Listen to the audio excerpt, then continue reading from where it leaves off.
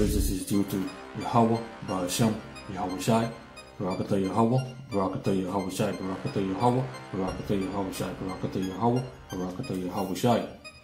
Double honors to the apostles and elders of Great Millstone.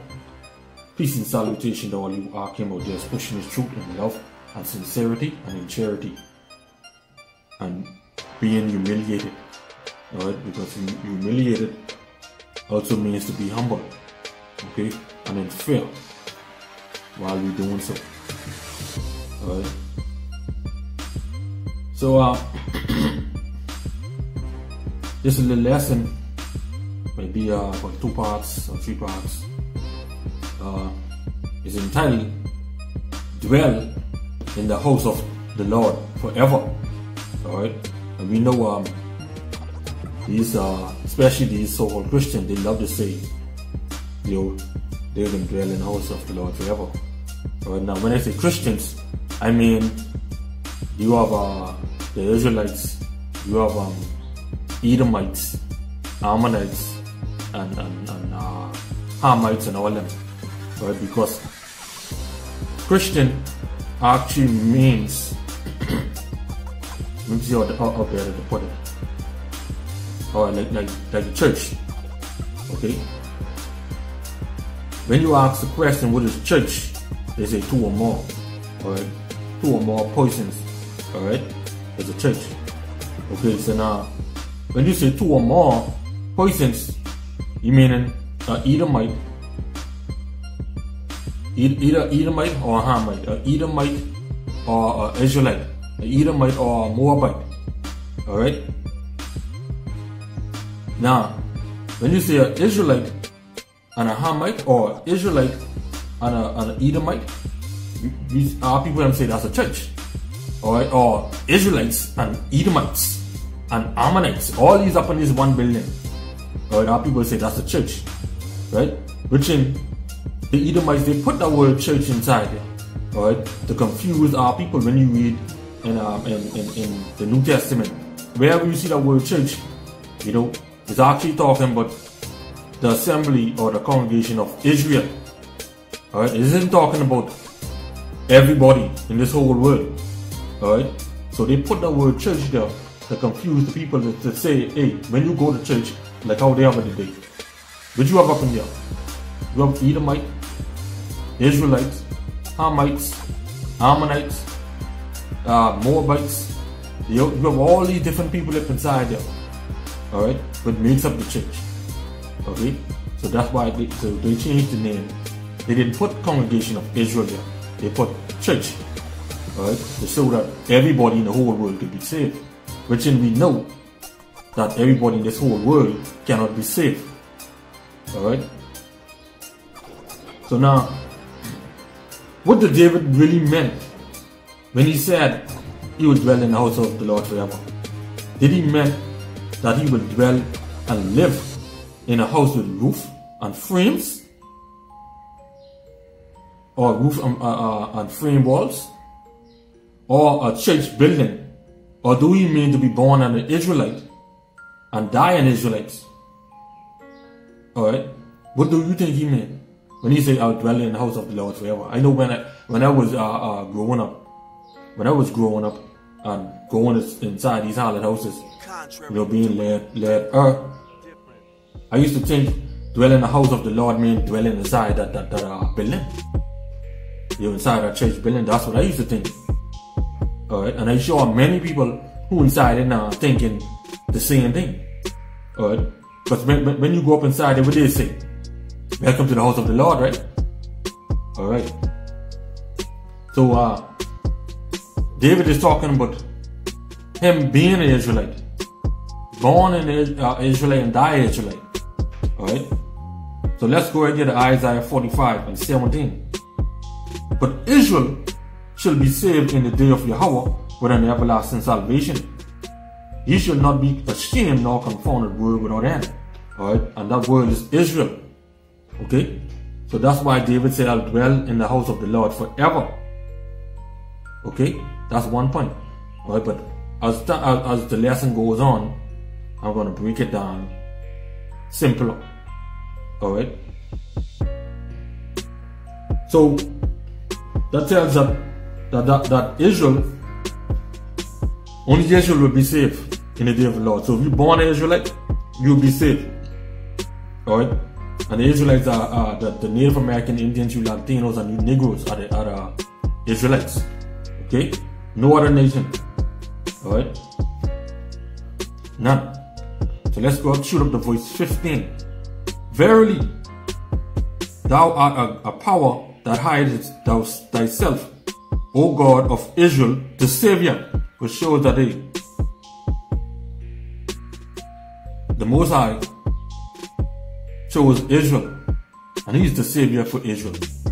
He isn't the Savior for Esau or the Edomites, the Ammonites, the Canaanites. He isn't their Savior. Alright? So, let's go down here to Deuteronomy chapter 28 and 19. Alright? That's to prove that David said he would dwell in the house of the Lord forever, even more. Alright? And this is the curses. Alright? Deuteronomy chapter 28 and 19. Curse shall thou be when thou comest in. Comest in what? Comest in this world. Alright? And cursed shall thou be when thou goest out. Meaning when you die. Because you know that once upon a time where man had been called to die. You know? Born, live, and die. Alright?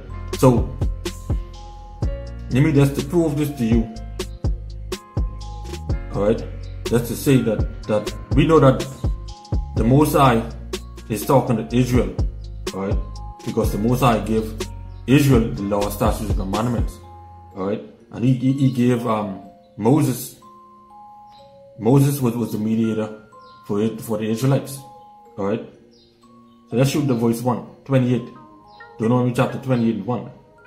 And it shall come to pass, if thou shalt hearken diligently unto the voice of Yahweh thy power, to observe and do all his commandments, which I command thee this day, that Yahweh thy power will set thee on high above all the nations of the earth. And the Most High is speaking to Israel. Okay? He give you the blessings from 1 to 15. Again, he give you the curses from 15, from 16 to 68. Alright? So now, curse shall thou be in, when thou comest in, and curse shall thou be going out. Alright, so you born Israelite, you can die Israelite. Alright? He also said that if we obey him and keep his word, which is the law and commandment, we will be blessed. Alright? But we don't want that. We as the people of Israel, we don't want that. You know, our people, they don't want that. So let's go right here to verse 6. Deuteronomy 28 and 6. Blessed shall thou be when thou comest in, and blessed shall thou be when thou goest out. Alright? So the Lord is saying with that if we would have keeping his laws and commandments at that time, then we would be blessed. Alright? But we ain't nothing now. Because the Lord cursed us. Right? Because why? We didn't keep his commandments, we didn't keep his word, we didn't keep his laws. We didn't keep nothing. Alright? We went a whoring. Okay? We went off. We went falling wood and stone. Okay? So let's go right here to the book of Psalms chapter 23. Alright? Psalms chapter 23 and 6. Alright? Surely goodness and mercy shall follow me all the days of my life, and I will dwell in the house of the Lord forever. Alright? And we know that David had said that. Okay? And that is only for the Israelites. Because why? He born an Israelite and he died an Israelite. Alright? So let's look up this word house let's get the definition of that. Alright? This word house. Okay? The word house, according to the Blue Letter Bible, the Strong's H 1004. Alright? Bayat. Alright?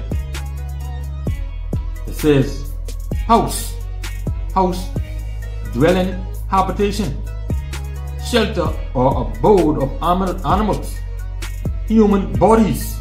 Alright, and that's what we can look at. Human bodies as house. Okay?